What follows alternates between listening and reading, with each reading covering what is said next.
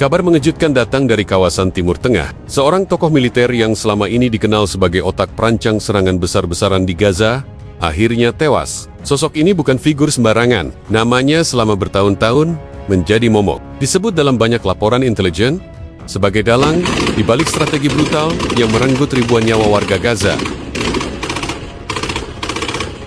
Ia adalah perencana licik, seorang arsitek kehancuran yang selalu bersembunyi di balik meja komando, merancang serangan yang memporak-porandakan kehidupan rakyat sipil. Dan kini, ironinya, ia sendiri harus menemui ajalnya dengan cara yang paling ia takutkan, dihantam rudal di markasnya sendiri. Operasi ini berlangsung cepat, presisi, dan nyaris tanpa celah. Menurut laporan resmi dari Suriah, serangan hanya membutuhkan satu pesawat tempur dengan persenjataan canggih untuk meluluhlantakkan markas rahasia sang tokoh. Gedung yang selama ini dijadikan pusat koordinasi runtuh hanya dalam hitungan menit setelah dihantam rudal malam hari. Tidak ada konvoi besar, tidak ada iring-iringan pengawal, hanya sebuah koordinat GPS yang akurat dan pilot terlatih yang memastikan misi selesai sempurna. Intelijen Suriah mengonfirmasi bahwa sebelum operasi, mereka mengerahkan kombinasi satelit, pengintai, penyusupan siber, dan jaringan mata-mata darat. Semua diarahkan untuk melacak pergerakan target yang dikenal licin. Dan pada akhirnya, titik koordinat berhasil dikunci. Serangan dilancarkan tepat ketika aktivitas di sekitar lokasi sedang sepi.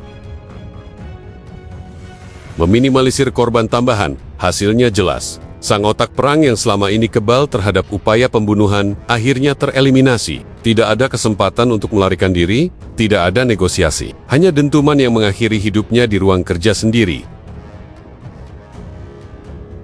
Bayangkan suasana malam itu. Langit gelap Suriah tiba-tiba terbelah oleh kilatan cahaya. Sebuah rudal meluncur cepat, menembus udara sunyi, lalu menghantam bangunan berlantai 3 yang selama ini berdiri kokoh sebagai markas. Dalam sekejap, lantai atas meledak. Disusul bola api raksasa yang membumbung tinggi, menerangi langit malam seperti fajar buatan. Hanya saja, fajar ini membawa maut, bukan harapan. Ledakan itu terdengar hingga radius beberapa kilometer. CCTV di sekitar lokasi sempat merekam kilatan singkat sebelum mati. Ibarat kamera yang dipaksa memejamkan mata karena cahaya terlalu menyilaukan. Serpihan beton berhamburan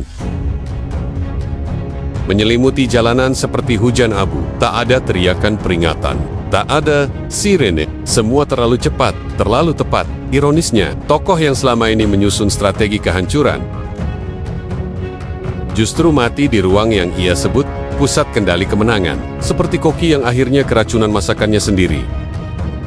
Ia tewas dalam jebakan yang ia pasang untuk orang lain.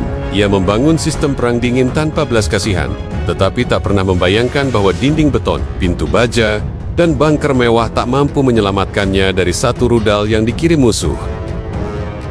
Jika hidup adalah panggung sandiwara, maka malam itu tirai penutup untuk salah satu aktor paling kejam akhirnya jatuh. Selama ini, ia menganggap nyawa ribuan anak Gaza hanyalah pion di papan catur. Baginya, penderitaan hanyalah efek samping dari strategi. Namun di akhir cerita, ia sendiri menjadi pion terakhir yang disingkirkan dengan satu langkah sederhana. PBB mungkin akan menggelar rapat darurat lagi, seperti guru BK di sekolah. Mereka akan membacakan peraturan panjang lebar. Lalu murid-murid bandel di Timur Tengah tetap saja berulah. Dunia internasional menonton, memberi komentar, lalu melanjutkan makan malam. Di media sosial, warganet lebih lugas. Nggak ada gunanya punya bunker mewah kalau musuhmu punya GPS dan pilot yang lagi bosan. Tulis seorang pengguna dengan nada sarkastik. Yang lain menulis, ibarat film horor, monster utamanya akhirnya mati. Tapi biasanya, tunggu dulu, masih ada sequel dengan penjahat baru. Satira ini menunjukkan betapa dunia sudah lelah. Satu kematian memang menimbulkan euforia sesaat. Tetapi publik sudah terbiasa dengan plot twist konflik. Setelah satu tokoh hilang, biasanya muncul tokoh baru yang sama, atau bahkan lebih kejam. Secara politik, keberhasilan Suriah mengeksekusi tokoh ini adalah kemenangan besar. Di dalam negeri, pemerintah dapat menampilkannya sebagai bukti bahwa militer Suriah bukan sekadar bertahan, tetapi mampu menyerang balik dengan presisi. Reputasi mereka yang sering diremehkan, kini terangkat. Namun di tingkat internasional, serangan ini menimbulkan dilema. Negara-negara pendukung Gaza menyambut kabar ini dengan lega. Mereka menilai, hilangnya figur kunci bisa membuka ruang untuk jeda kekerasan. Akan tetapi, negara barat justru khawatir, bukan karena kehilangan sosok kontroversial itu, melainkan karena langkah sepihak Suriah dianggap berpotensi memperkeruh stabilitas kawasan. Banyak analis menilai bahwa kematian tokoh ini hanyalah menutup satu babak, bukan buku keseluruhan.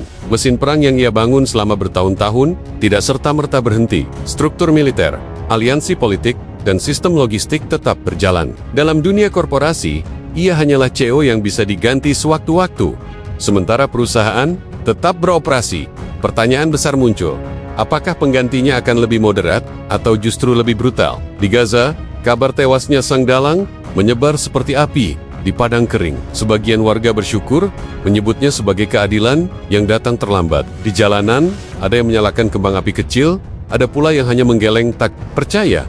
Namun skeptisisme tetap kuat. Banyak warga menilai kematian satu orang tidak akan otomatis menghentikan mesin militer yang selama ini menindas mereka. Psikolog lokal menyebut kabar ini memang memberi sedikit kelapangan dada. Tetapi trauma panjang akibat kehilangan keluarga tidak bisa hilang hanya dengan kematian satu tokoh di dunia Arab. Media merayakan momen ini sebagai bukti bahwa rezim brutal bisa dijatuhkan. Tetapi di Barat, diskusi lebih dingin. Mereka khawatir Suriah sedang membuka pintu eskalasi baru. PBB mengumumkan akan segera menggelar pertemuan darurat. Meskipun publik tahu hasilnya, mungkin hanya resolusi yang lagi-lagi dilanggar.